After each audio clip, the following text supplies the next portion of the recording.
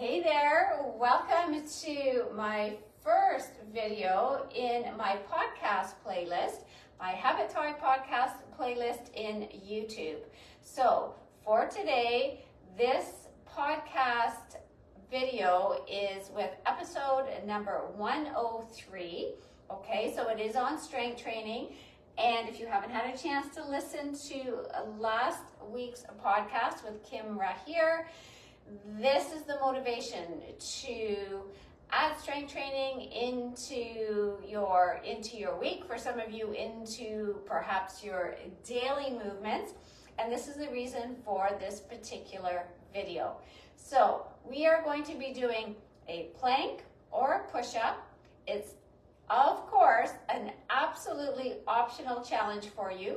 Now what I wanted to do was just to be here in my regular clothes, right? Yes, these guys are, they are a little bit more forgiving, but this is again what I wear around town, my sweater. I actually even have some earrings on. This is the importance when you start to integrate some of this movement into your day, that you're not thinking, I need to put my workout wear on. Absolutely not. This is drop into your day. I am suggesting, if you want to accept this challenge, that for a week you do either a plank on your hands or your forearms, and if that is easy peasy for you, that you try a push-up on a daily basis for a week. And again, it's exploring. It has a container of time for 7 days actually, and then you can start to play with that. Now a plank is again very foundational, and if you can feel that connection through your entire body, it's literally from the top of your head to your toes. It's top to bottom, it's side to side, and it's front to back. And so there's your core. When you move into a push-up is a moving plank. Then you're deciding, okay, I can breathe, I can feel that connection from the top to the bottom, side to side, front to back. Then you start to add perhaps, and I'm just going to do a little bit of here, to something like a TheraBand or to weights or to bars, whether or not it is at home or at the gym. And so having that foundation is really important. It's also nice to do in between.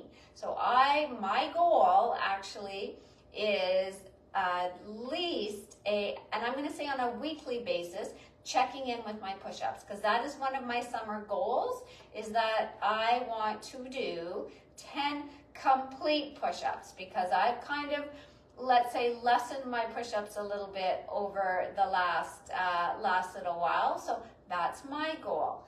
Now for you, as you're watching this video and again pairing it with the podcast episode, your goal might be to come back to plank and or push-up and just trying it for the week. Purely exploration. So on that note, you have the wall, you have a chair, or you have the floor. And any of it that applies, where you feel like you want to start. So if you are at the wall or the chair or the floor, the other question that you have, if we're talking about plank, is whether or not it's on your hands or your forearms. If you have shoulder issues, then your hands. If your wrists are, if you have any injuries, anything that putting weight on your wrists is too strong, forearms. So you are going back and forth. For example, if I was doing plank at the wall, here, my hands are at shoulder level, my shoulder blades are down my back. I feel the connection between my shoulder blades, okay, all the way down my spine, all the way down the back of my legs, in fact, to my heels. I'm drawing my abdomen in, that space between the belly button and the pubic bone, okay, and right to each side of my hip bones.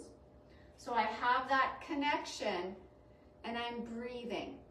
So in this position, plank pose on the wall, my back is not sagging in, my bum is not out like downward dog, and my arms are not too high up like this. So I'm at shoulder level.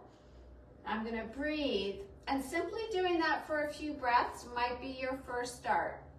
It's more important to be doing this on a daily basis than it is to be holding it for a long period of time. So you can do plank hands, you can do plank forearms. Again, connect to the points on the wall, okay? So your elbows to your wrists, shoulder blades down your back, drawing and engaging the abdominals in, okay? So this whole core support, and then feeling the connection down the legs to your heels. And you're breathing. So if you're doing that for 10 seconds a day, fantastic. Now, if you were taking it from the wall, saying that's easy peasy for me, I'm going to come to the chair, the same thing applies. You don't want your back to sag, you want your abdominals in, you're reaching through your heels. Your heels won't be on the floor, but you will be reaching through your heels, your shoulder blades down your back. And even though you're holding that lower abdomen in for core support, you are still breathing, okay? And you can do the same thing on the floor. So you have wall to chair to floor, and your goal might be for a few breaths to do a plank every day, wrists or forearms. When you're finished, you're going to roll your shoulder blades. You want to get the opening back here. You might hold your hands back here a little bit, just to give that, again, that opening from being closed here with the muscles in and across the chest.